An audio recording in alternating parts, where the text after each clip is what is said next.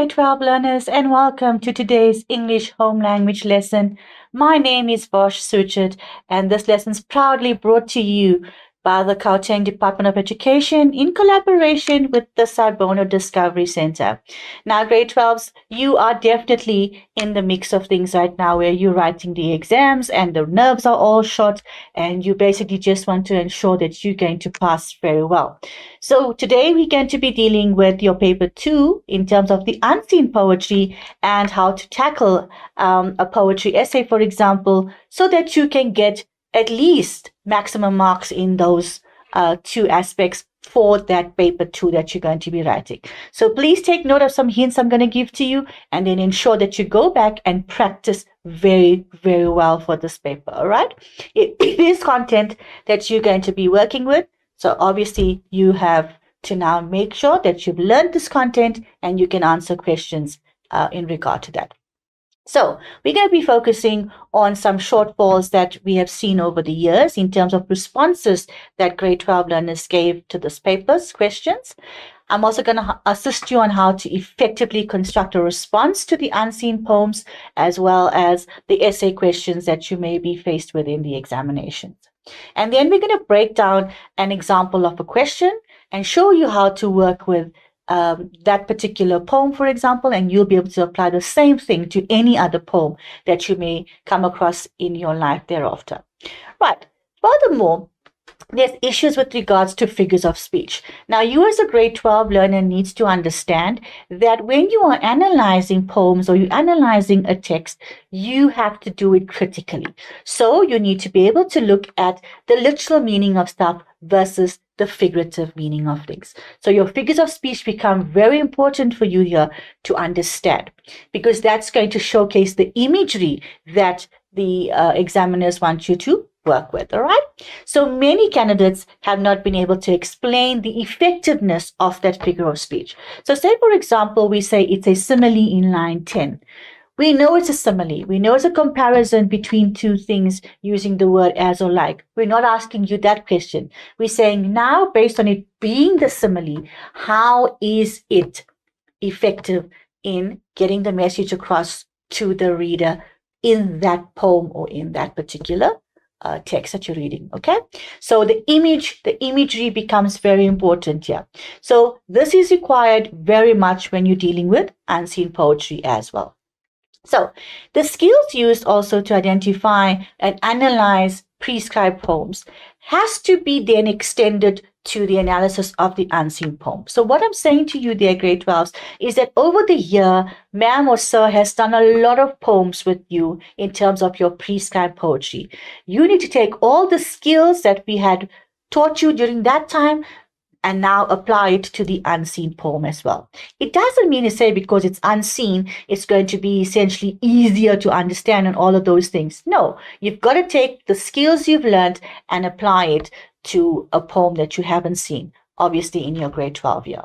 All right, so if a question's asking you how, this generally requires you to include your awareness of that literary device, or the use of diction, for example, or the connotations associated with it. So you need to take all these things like the diction, the term diction, the word how, understand what those terms are meaning for you to then give a proper answer, okay? Look at the connotations. In other words, remember, denotation is dealing with the dictionary meaning of a word, okay? We are now saying, based on the dictionary meaning, what are the implied possibilities that of meanings that you can attach to that word? So you need to take that and apply it with regards to your analysis, all right? Then further on to that, paraphrasing of lines is not sufficient, grade 12s. You need to take what you have read, understand it, yes, but then show how the effectiveness of those lines are actually evident. Remember, a poet or a writer has an idea of what they want to say to you, so they're going to choose certain words or certain sentences to showcase that idea to you. You need to say how effectively are they getting that message across to you based on your aspects you have learned. Candidates also need to identify the comparison being made and then explain what made the comparison effective. All right. So that's, for example, with your simile or your metaphor. Okay. The two things being compared. Identify the exact two things that are being compared and then explain to us whether that writer or that poet actually did use that metaphor effectively in that particular line or that line reference that we're asking you for. All right. So critically analyzing a text is very important. That's a skill that you really need to focus on. All right. You may also be asked to look at certain things where you have to say, okay, what is the impact of it on me as a person? And then apply that to the text. Okay. Now, in this one, be very careful. Don't go too far away from what your teacher has taught you at school level about what the text is saying. Okay. So you can interpret it, yes, in your own words. You can understand it in your own words, but don't deviate too far away from where they are showing you to head towards, right? But if you deviate, grade 12s, you must justify your viewpoint based with concrete evidence as to why you say those things. All right. So candidates, you need to ask yourselves how the comparison conveys meaning in context. So the word context is very important. Everything that is being read has to be contextualized to what you are reading. All right. By engaging with the connotation or the symbolism and figurative meaning of the choice of words, for example, the effectiveness is then determined. So as you break it down and see how it's used in the sentence that is being referred to by the examiner, then you are able to show us how effective it is. It can be effective. It can also not be effective. You need to find out which one is appropriate. All right. So an unseen poem is a poem that you have not studied. That is self-explanatory.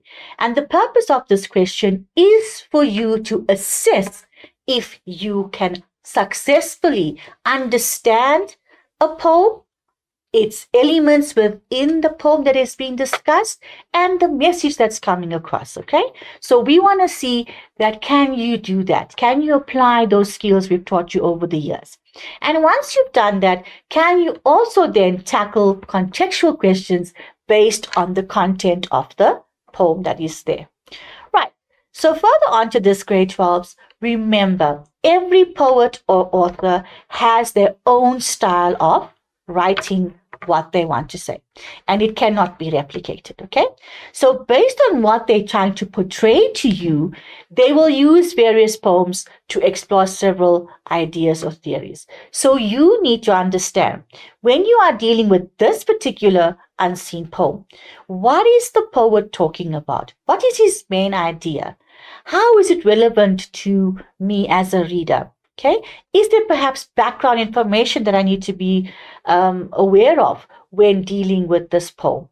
All right. So obviously, grade 12s, if the background information is not given to you, it will definitely come through in terms of words that are used in the poem. So you will have to read and analyze the choice of words being used.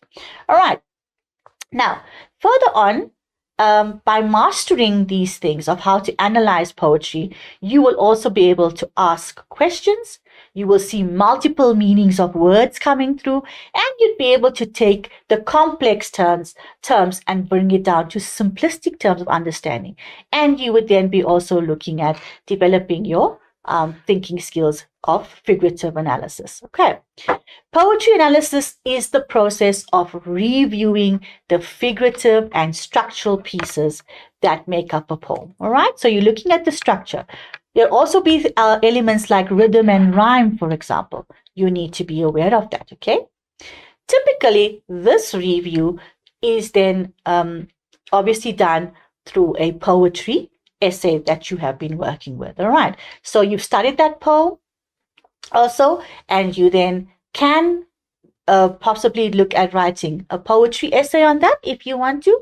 In the exams, obviously, the unseen will be based on contextual questions. All right. But you can take the same skills that you've learned with the prescribed poetry and apply it with the unseen. So you should be able to construct an essay if you needed to, given your understanding so far. Right. So the nature of poetry is about expressing complex feelings. All right. And therefore, there'll be multiple layers of meaning. So for you to understand them, grade 12s, you must not only look at the words, but look at things like the rhythm. Look at the rhyme scheme, for example, of the poem. Look for obvious images that are showcased in the poem that you can obviously draw on your prior knowledge of those things, okay? And then look for possible implied meaning that comes across while you're reading the poem, right? So what is your role when you see the unseen poem? What you need to do firstly is to read the poem. All right. Now, on your first reading, you're just going to obviously read through and try and gauge what's happening. Okay. Now, when you're reading the poem carefully, you need to then, the second time now, reread and analyze the poem around 7 times. Okay. But in the exam, obviously, you're only going to get a chance to read it about 2 times. Okay.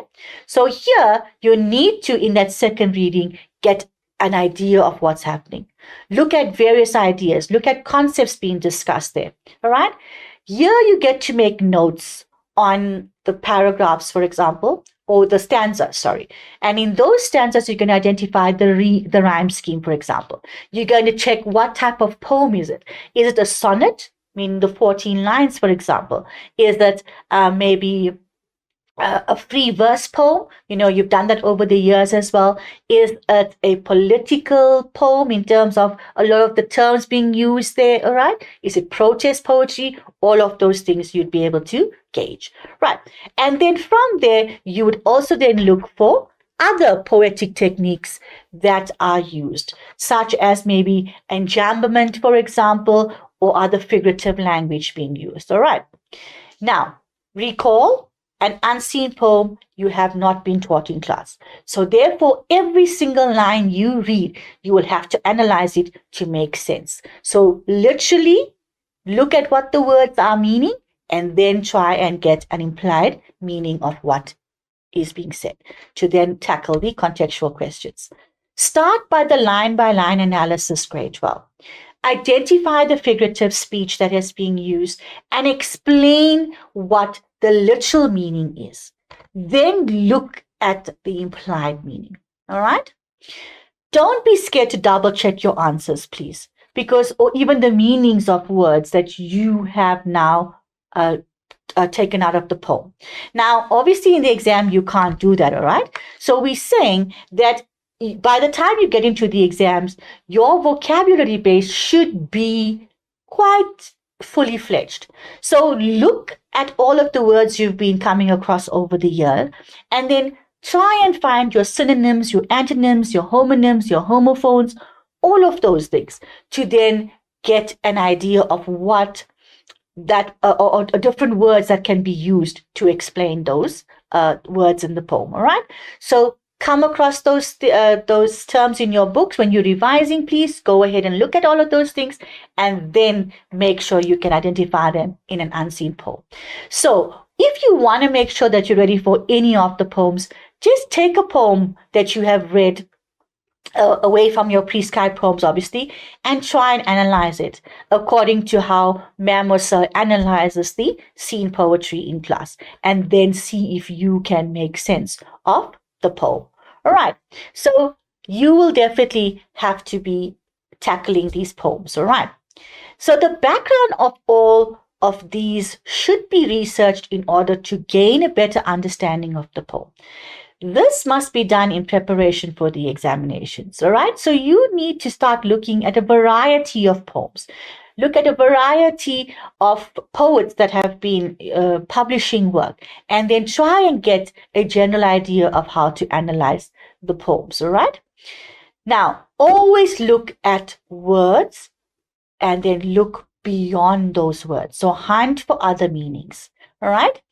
To explore hidden meanings within poetry, it takes time, it takes a skill, and a lot of research. Now, if you are preparing for the exams, it means you don't have that much time to do this, okay?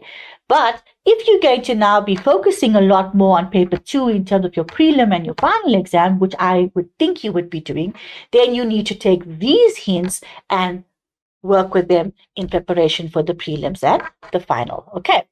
So always look for more meaning of the words. So this example of the poem, The Marble Eye by Mr. Mchali reads, "The marble eye is an ornament, coldly carved by a craftsman, to fill an empty socket as a corpse fills a coffin." Now, hopefully, just by reading those 5 lines, you would be able to already identify certain words that mean certain things, and you could identify a possible figure of speech or 2 in those first 5 lines. All right. So remember, simile, metaphor, personification, all of that. Hyperbole needs to be looked at as well. All right. Line 6. It sheds no fear. It warms to no love. It clovers with no anger. It burns with no hate. All right. Also there, look at possible comparisons. Line 10. Blind it is to all colors. All right. Now think about blind and think about colors. Do blind people see colors, for example? All right. And if you have a blindfold on your eyes, for example, would you be able to see colors? That's the kind of thinking you need to go through. All right. Line 11 to 14. Around it there is no evil to be whisked away, with the tail of a horse, like a pestering fly.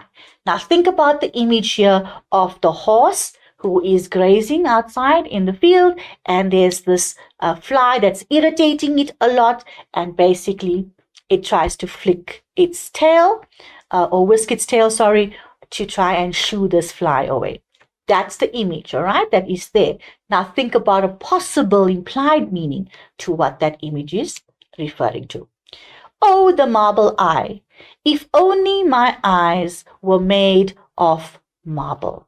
Now that's a bit of a contentious one to deal with, but we're going to then obviously get to that as we look at the analysis. So if we're looking at the analysis here, the world of the speaker encompasses tears, anger, vulnerability, prejudice, and hatred, as well as a lack of love. All right.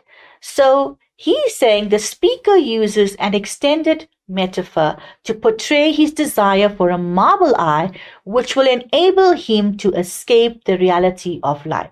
So, for example, we're saying here that all of these things like prejudice, vulnerability in terms of life, hatred amongst people, he is saying that it's so bad that maybe the marble eye would be a better option for him to have than seeing these things through his normal eyes. All right. So here he would be able to escape the reality of his life. He would not be able to then see all these injustices that are taking place. All right. So that ornament coldly carved by a craftsman. All right. So that is obviously the image of a marble eye, an eye that's carved according to exactly how the human eye would look.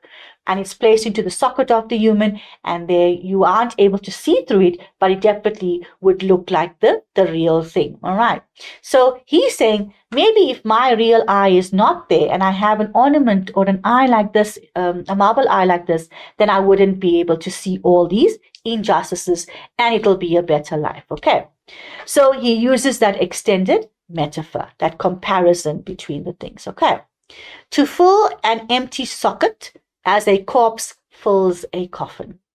All right. So that image of a person who's passed away, the corpse would be fitted into the coffin and laid to rest. In the same way, the marble eye would be put into the socket of the eye, and then that would then be closed off so that you cannot then see the inside of the person's eye cavity. Okay. So that's the a metaphor there being looked at. Then the simile in lines 4 to 5, all right, as there, sorry, that was the simile. The simile suggests that the marble eye will fill the void within him in the same way that the corpse fills the coffin. That's explained to you just now.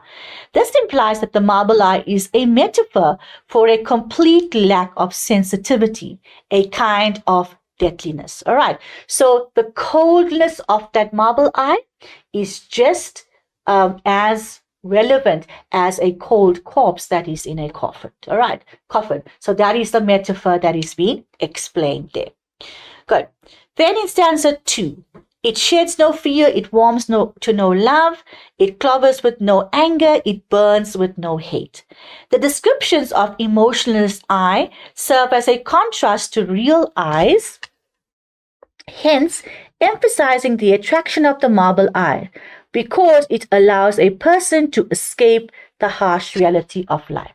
So it's showcased here in stanza 2 that with the normal real eye that we have, we can see all this injustice and it hurts us. We are affected by this. But in terms of the marble eye, if it's there, we have the lack of vision, yes, and we won't be able to see all these injustices. So the harsh reality is taken away if the marble eye is being used, and it serves as an attraction there for the poet. So the harshly insistent repetition of the word it in stanza 2, that's all the lines starting with the word it, all right, and no also in all of the lines, you can see that. Okay, drives home the idea that the marble eye is without any receptivity or sensitivity to any human emotion. All right, so it is definitely very harsh that we talk about an image like this, but the repetition is driving home that idea that it is definitely without sensitivity, all right, for any human emotion. Then we go on. He covets a marble eye because it will have no real vision and prejudice, and it will not see the differences between people. That is where it's talking about blind it is to all colors. All right. So the colors here, remember I said to you, would be the colors that we normally know, like blue, white, all of those things, all right? But in this instance, he's taking the idea of it could be blind to possible racial issues, all right? Seeing the colors of people. So the prejudices would not then be relevant in this case because he wouldn't be able to see the differences in the races, the colors of people, because there's a marble eye being used. So that covetedness is that almost that immense love for it. Okay, so in reality he is able to see the evil that surrounds him, and he wishes for the marble eye to whisk away the vision. So that whisking away obviously comes in also with the image of the horse here, right? The horse who's getting irritated with the fly that's all around its tail and irritating it, and it whisks that fly away. So he uses the image of the horse's tail to whisk away a fly. So he longs for the peace. He doesn't want to be irritated by all of these things that his eyes are seeing. All right, all the negative things. He says, "Oh, the marble eye, if only my eyes were made of marble." Now, why would he wish himself to have a marble eye? The exclamation here is for, in the final stanza, it emphasizes his unattainable desire to possess the marble eye and hence escape the reality of his pain. This emphasizes the hopelessness of his desires. So he wants to be rid of seeing all this evilness, all this harshness, all the sadness, this poverty, everything. But it's an unattainable reality because obviously he can see these things. He has proper vision in his eyes at the moment. All right. So he wants to get away, escape seeing all of these things. And he talks about the marble eye that will replace his physical vision if he can. If it's possible. And obviously in this regard, it's not possible. All right. So that is the kind of idea you need to be looking at when you're analyzing the poem. Right. So discuss the appropriateness of the word coldly in stanza 1 Okay, the word was mentioned there in stanza 1. You've seen that. The word coldly suggests that the craftsman shows no emotion during the carving process. 2 marks. The speaker conveys a desire to escape emotion, so he doesn't want to feel those things. And we know that word cold is associated with death. That is where the 2 marks will come from. All right. So look at the appropriateness of the word choice, the word coldly in stanza 1. Then number 2, explain how stanza 2 contributes to your understanding of the speaker's desire for a marble eye. All right. So how is it going to shape your understanding? So we're saying the repetition of the word no before each word denotes an emotion, emphatically indicating negation of such emotion. All right. So the taking away of that emotion. The speaker is aspiring towards complete insensitivity. He doesn't want to be sensitive to these feelings. He's also wanting to be having the blindness to all the feeling that he's going through, because in his eyes, it provides escape from the listed everyday emotions he's going through. Okay, the angers, the frustrations, all of those things he mentioned in the poem. So that will give you your 2 marks there. And that's how you would look at the repetition of the word no, for example, okay? Or the repetition of the word it that I described to you also implies cold and an impersonal quality, okay? It's not something that is referred to something warm. It is like almost like a negative word altogether. All right, cold. Cool. Then we got the next part, which is question 3. Critically discuss. Blind it is to all colors. I did go through that line with you there. All right. The marble eye does not have the ability to see color, will have no impact whatsoever on it. Okay. That's the normal colors we associate with everyday life.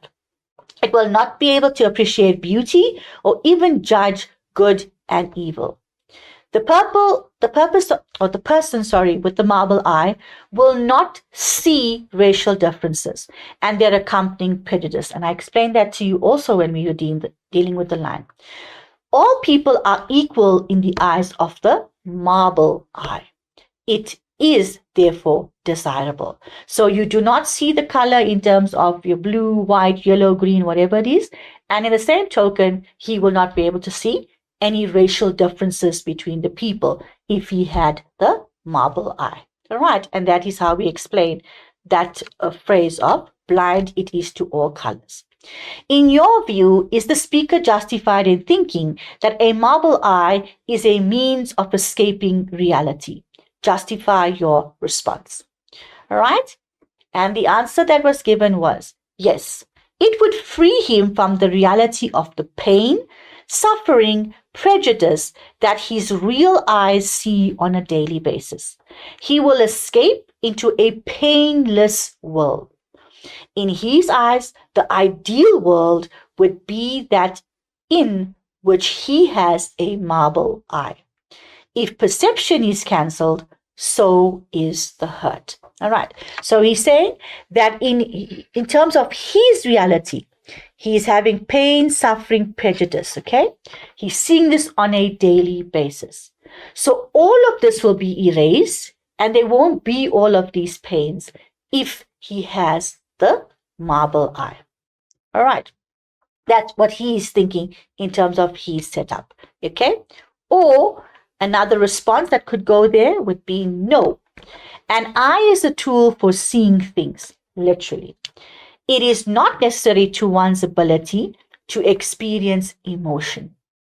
One can feel greatly even if one is literally blind. So even if you don't have the sight or vision, you would still be able to experience emotions based on what you identified certain things in your life to mean. All right. Even if the eye is seen as a metaphor for all forms of perception, sensitivity, no one can escape sensation. All right. And that is obviously self-explanatory, that if one sense doesn't work, all of the others definitely work to compensate for the one that's not working. All right. So that answer is a little bit more tricky to work with, but the yes one is definitely relevant. All right. But you see here we say a well-justified mixed response is acceptable. So if you can showcase both sides of those arguments, yes and no, and you can validate why that viewpoint is relevant, then you will get the benefit of the marks there as well. All right, so please, grade 12s, go back, look at the unseen poems, all right, that you have in your, maybe you have seen this poem in grade 9, grade 7, grade 6, or whatever it is, or even, grade 10 or grade 11, all right? It's not part of the prescribed poems, or you are a poetry reader and you love poems and you've seen a poem along the way, look at that poem, take it, and then break it down for understanding. And then try and see if you can apply the skills that you learned with the prescribed poetry to the unseen poem. All right, then we've got the poetry essay. So whether it's a poetry essay in section A or a literary essay in section B or C of paper 2, there are levels of understanding that you need to be looking at when dealing with a literary essay response or a poetry essay response. Okay, so the first thing is your understanding of the literal meaning of the text. Okay, you have read the poem, you've read the text, you understand it. You now need to identify information that is clearly given in the text to ascertain what that poet or that writer is speaking about. All right, so you're breaking down the text for understanding. Your ability to reorganize information in the text is tested where, for example, you are asked to summarize key points of the poem, or you're summarizing or you're summarizing key points of the text that you have worked with. So you're bringing about possible meanings to the words or the phrases or the sentences or the incidents that are taking place in a text. Okay. The third one is your ability to make your own judgments and form opinions is also assessed here. And this is when we're looking at your ability to evaluate the text. So we're saying, for example, you may be able, given a statement, and you have to agree or you have to disagree with the statement given. Now, you got to get evidence that justifies that viewpoint, all right? So if you have to then do that, for the positive or the negative side of things, whatever it is, you need to have valid evidence from the text to substantiate that viewpoint. So we want to test your ability to see if you can make a judgment and give us reasons as to why you hold that judgment. Okay, your ability to respond to the emotional level of a text. Remember, a writer or a poet has certain emotions, certain ideas that he has about the topic he is discussing about. So those kind of emotions will come through when you read the text. Now, we are testing your understanding or your level of appreciation for what the poet or the writer is speaking about. So you may be asked what you would have done in the situation described in the text. Okay, so you may be asked to discuss a possible writer's style. All right, why is he writing in this way, for example?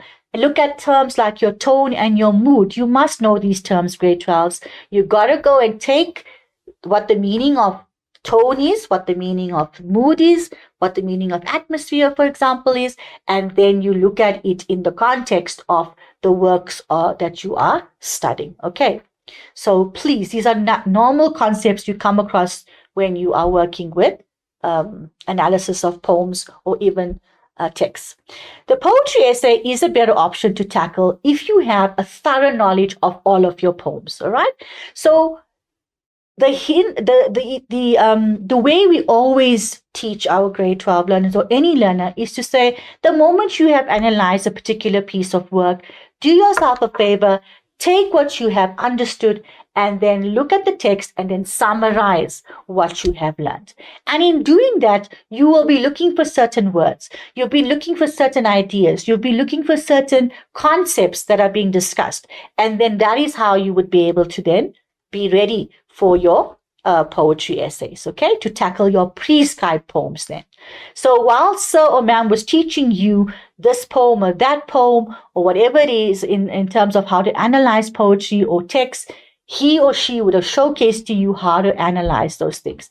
Now you need to apply those skills to the given poems. All right. It is one question, yes, as opposed to 4 contextual questions.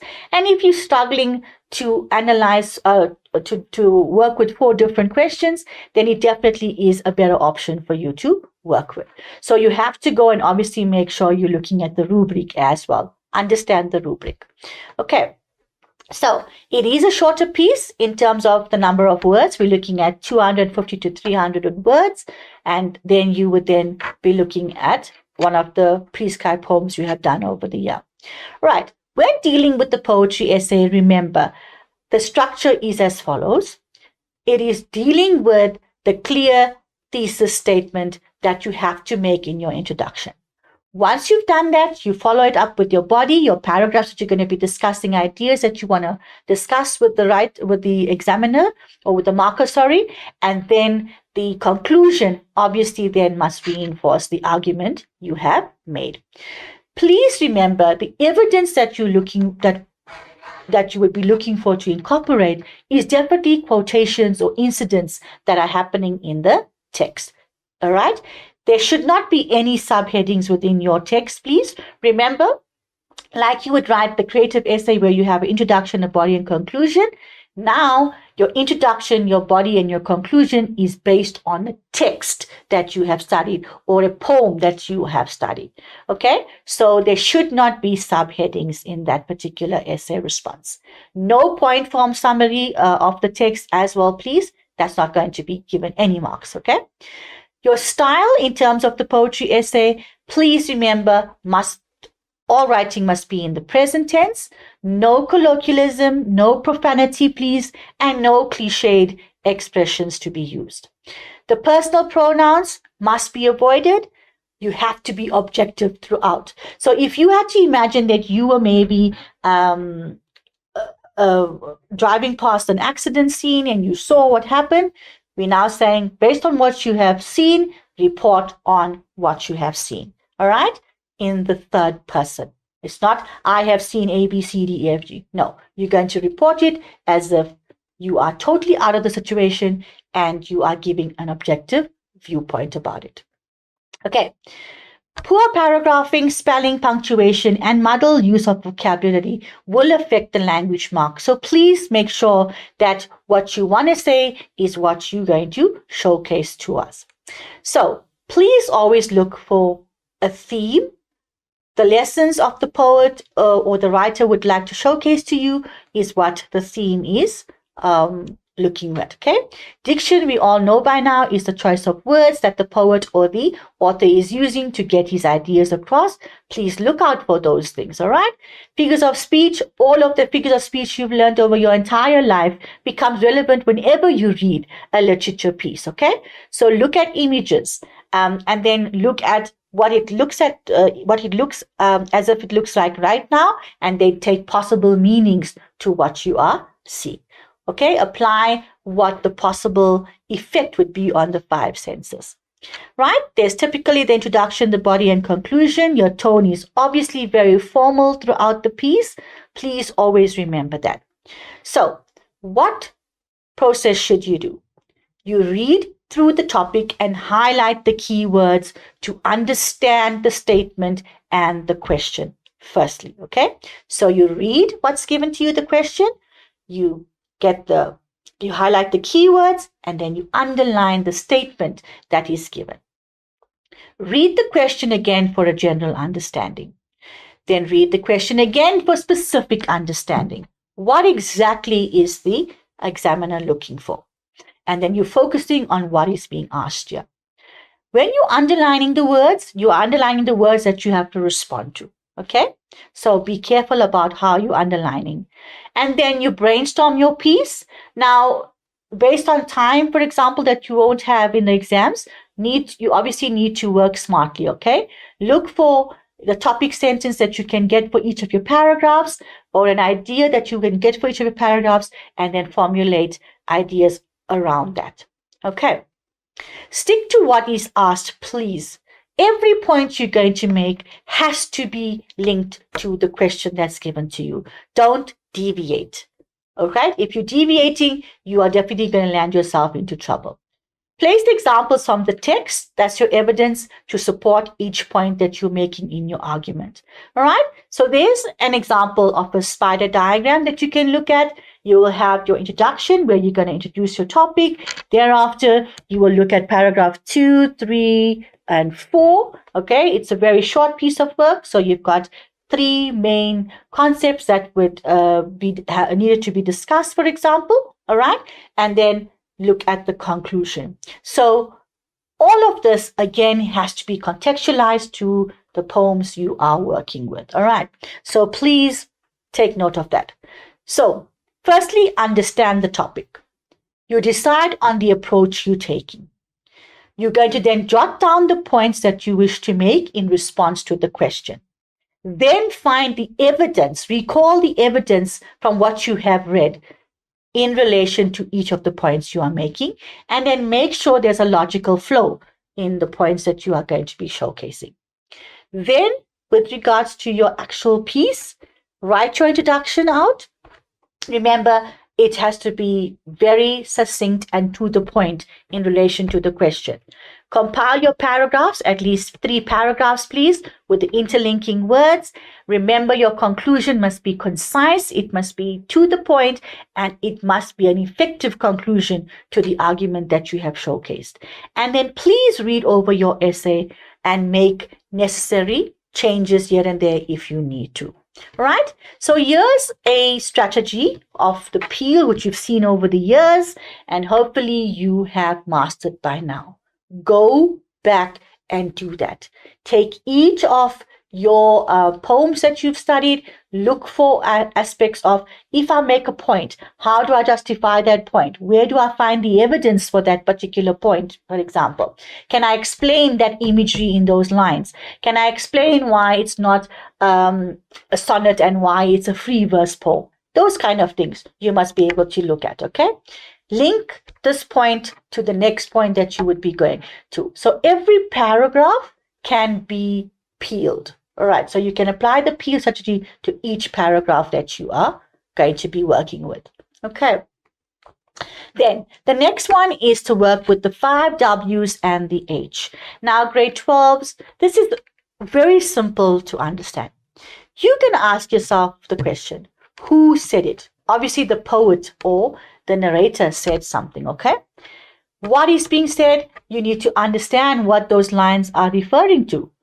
Okay, where was it said? Maybe in terms of the poem, it's in line 5, line 6, line 10, whatever it is. All right, that word's being used or that image is being showcased. If it's extending to other aspects, you will then look at which stanza, which chapter, which act, for example. Why did he say this? Why did the character say these particular things? All right, why did the poet say this in this particular line? And when did he say it? All right, that would then look at in terms of maybe there's a change in terms of a movement from the morning till the afternoon within the lines of the poem. All of that you got to look at, okay? And how did he say it? What was the impact of the image that the poet showcased in that poem? What was its impact on you as the reader? And if any other person picks up that poem, will they get that kind of idea or will they get another possible meaning altogether? All right, so you need to look at that strategy, please. All right, and then there's a diagram there for you to go through on what you can, on the structure of breaking down your question. There's the rubric. All right, the essay is obviously out of 10 marks here. So if you want to be safe, you definitely want to go between the 4 and upward out of 6. So you want to make sure that your content is very relevant. So you've taken the topic, you've interpreted the topic with the words, the message, the content within the text, and you've given them a fairly detailed response. Every argument you have made is sound, all right? And if you maybe, lost the point on 1 or 2 of the arguments, it's not a train smash, all right? But if you have done a very good job and you've made sure that you've tackled each aspect of the question in each paragraph and you give an effective understanding, then you definitely would move up to 5 and 6. But if you win that category of 4, you're then going to see that maybe 1 or 2 points was not clearly coming through, okay? So you need to make sure they're well motivated, they're substantiated with evidence from the poem. All right, and then the understanding of the genre and the poem, meaning can we then see that you understood the difference between a sonnet and a free verse poem or protest poetry, for example, why it is protest poetry. Those kind of things would come through with the content that is being tested, or content that's asked of you, in terms of what's being tested. Okay, the question. So then we've got structure and language. Now we want to see, is there a clear and concise flow of argument that you have put across, all right? So when there's that clear structure and a logical flow of argument, that means that the reader can follow step by step what you are saying. And thereafter, he or she will be looking at the tone, the language, and the style that you have used in writing the piece of work, all right? That's where that language and structure marks are coming in. So if you have ignored the content completely and you created a creative essay instead, then don't expect any marks. Remember, this poetry essay is in response to the poem you have analyzed or you have studied during the year. All right, there's a statement and a question given to you, which you need to break down and analyze the content of that poem in relation to that question or that statement. Okay, then the general aspects you have to go look into when you are analyzing poems is look for what the central argument is. What's the main idea? What's the message coming through? The diction. What are the words? What are their connotative meaning, for example, that can come through? Is it a positive meaning or a negative meaning that may come through as well? Look at the imagery that is showcased, okay? Create a mental map of what is happening through line by line of the poem. All right, look for the figurative language that's being used. Is it persuading you? Is it making you or making the poet's viewpoint very clear, all right, in what he is saying? Oops, let's go back. Sorry, I've skipped the other one there. All right, look at the imagery, look at the mood, right? That's important. Then the following one, look at the tone. Remember, it's the way in which something is said. It's the idea that, or the attitude that that poet had about that particular content that he was talking about, right? So look at that. In poetry, it's derived from his treatment of his or her subject matter. That's connected to the attitude. The structure is looking at the form of the text, okay? You have to look at the 3 paragraphs, for example, all right, or the 3 stanzas. Then the word account for means give us reasons, state the purpose as to why things are used. The term explain, please always look at this, all right? Your terms that have been tested over the years, you got to go back and look at it. Give a detailed reason as to why things are said. Describe, for example, means give me defining characteristics as to why those things are being showcased. The word discuss or the term discuss means have a discussion, a debate, give range of reasons as to why something can be implied in terms of more than one meaning. The word evaluate, outline the positives and the negatives. The word comment, look critically at the significance of something. All right? And then critically, there you go. It involves the study of the following. Look at the characters, look at the thematic symbols, look at the life lessons that come out of the text. All right. It's very much open-ended, grade 12s. Look at what the word critically means. Look at the word effectively, what it means. Effectiveness, and then if you're not clear, ask your teacher before you write paper 2. All right, please look at how an image, a word that's being used, or even an event that has been showcased in the poem, look at it. Did it actually showcase the purpose of the author? Did it showcase the purpose of the writer? Okay, look at the figures of speech he's used throughout. Are they relevant? Do they actually make sense in the context that we are looking at it for? All right, so please, grade 12s, go back. Take the time to prepare well for paper 2 as well. Remember, paper 2 is the content that you are dealing with in class. You are working with this every day. All right. Critically analyzing the text should be part of you as a person by now, and you need to offer a critical viewpoint on the text you have read. So basic plot summaries and stuffs are not going to work, grade 12s. All right. So delve deeper, look for more meanings than one from the text or the poems you have been working with. All right. And I want to thank you so much for joining me for this lesson this afternoon. I hope that you go back and prepare well for this paper. Remember, all 3 papers carry different weights for your exams, and you want to make sure that you can get the most of those marks throughout all your papers. I want to wish you all the best for your exams going forward now, grade 12s.